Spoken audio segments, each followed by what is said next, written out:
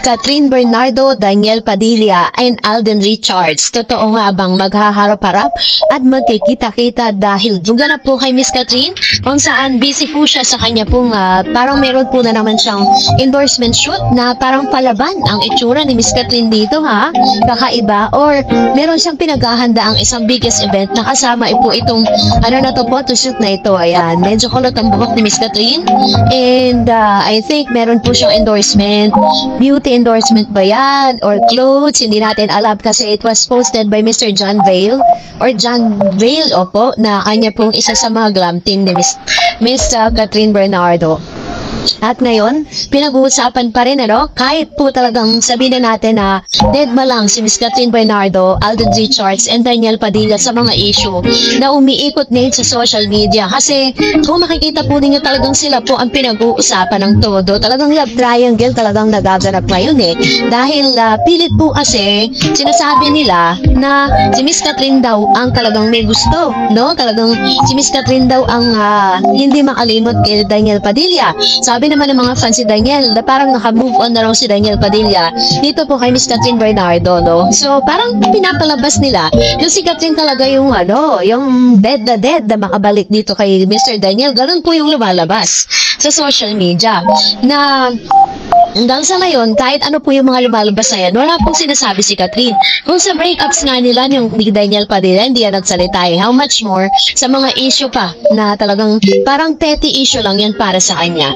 But anyways, ito na, usap-usapan din po kasi sa social media ngayon ang inilabas sa balita ng ABS-CBN na si Daniel Padilla, Catherine Bernardo, and Alden Richards ay nakatakdang magkita-kita para dito po sa ABS-CBN Ball, no? Usap-usapan po ito ngayon kasi bukod sa inaabangan pagsasama ni Catherine Bernardo at Alden Richards sa isang grandest and most star-studded underwear fashion show on March 21 sa SM MOA Arena, ay hoping pa rin po ang mga Catden fans na muling magsasama.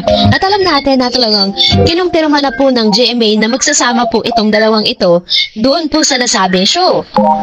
At magsasama din po silang dalawa sa ABS-CBN Ball 2025 sa darating na April 4. Wow! Nagdiwang nga agad ang mga fanay na save the date, the announcement na ang tinutukoy magkakaroon nga this year ng inaabangang pinakamalaking event at pagsasamahan ng Kapamilya Stars sa susunod na buwan. Mas napaaga nga this year ang Kapamilya event kasi usually during the last quarter of the year to ginaganap. Bakit nga kaya inagahan ngayong 2025? Anyway, kahit wala pang masyadong detalye ang inilabas sa maraming netizens sa tambay sa X, siniship na dapat ay si Alden na maging escort ni Catherine sa nasabing event.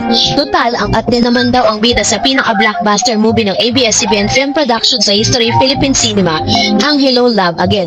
Dapat lang daw nabigyan ng pinakamataas sa pagkilala sina Catherine at Tisoy sa nasabing mall.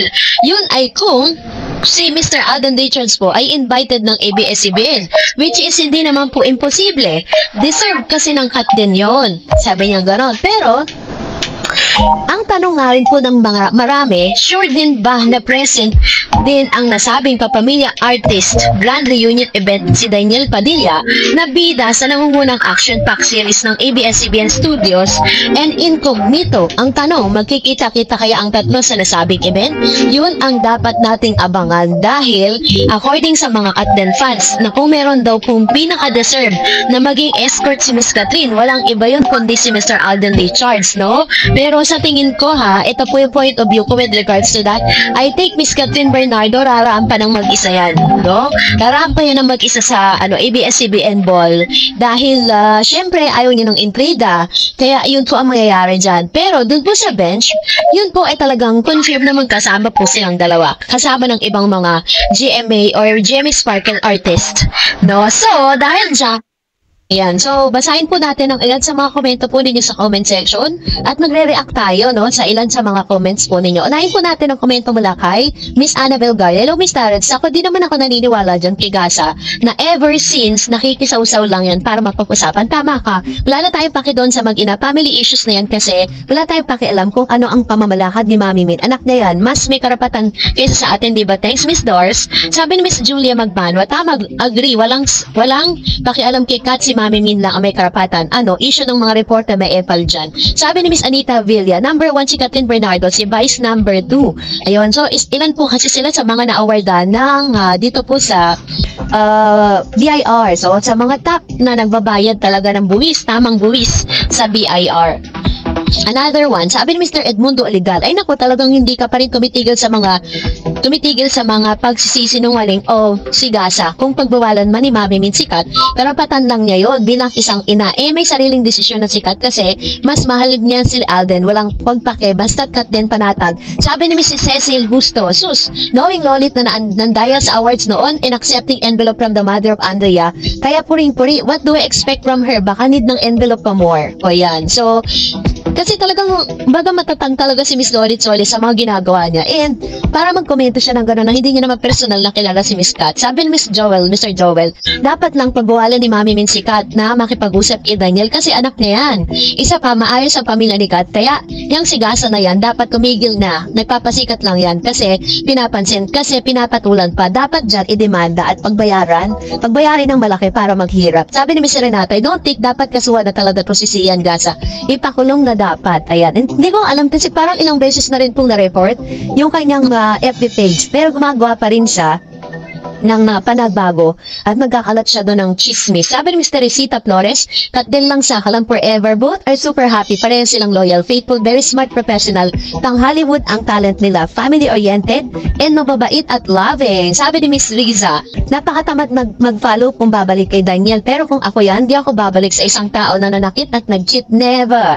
Yan. So, confirm naman po talaga na hindi na siya talaga babalik si Miss Kat. Sabi ni Miss Piggy Yu, hindi na nakapagtatak ang pagbuwala ng kahit na sino magulang ang sarili nilang anak na layuan ng taong alam nila na magnanakit lang at mismo magulang ang kapatid ang nakakita na pinagdaanan ni Catherine sa relasyon at kung bakit halos maging butot balat na lang palagay ba ng mga lokarat na chismosang yan, mananahimik na lang ang pamilya, tahayaan lang anak mo dahil 28 na. Pagdating sa magulang walang edad-edad, pagdating sa kapakanan lalo na tatay ni Kat, pagbunso Kat sa babae pa sigurado bad shot na agad si Summer. Ayun. So totoo naman, 'di ba? Kasi si Miss Catherine kasi parang sobrang mahal niya yung kanyang mga magulang. Sobrang ino-honor niya kung ano man yung sabihin sa kanya ng magulang niya. Dahil for almost from the start, talagang pinili ni Mama Min na maging manager niya. Diba? Biruin niyo yan. So, ganun po yung peg. Kaya, naasahan na natin yan na makikinig yan sa kay Mami Min. Sabi ni Miss Annalyn, good PM Star, sabi ni OG, this Tias, taken na raw si Catherine Bernardo. Si Mayor Alcala daw, Lucena City. Sabi ni Jun Sendong, si Mayor Alcala na daw. Boyfriend ni Catherine ayon kay OG. Ewan ko kung totoo daw yun. Sabi sa kanya ng informant niya. Ayun.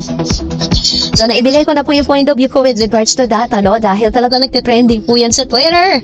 Sa X, pinag-uusapan po siya. Dahil pasabog po yan sa lahat. Dahil sa mga statement kasi ni Mr. OG Diaz, parang true na true, diba? So, yun po yung kanyang mga pasabog na yun. So, salamat po sa inyong mga comments. And that's it for today. For more videos and updates, please don't forget to like and subscribe. And please don't forget to follow my Facebook page, Dar Eds TV. God bless everyone!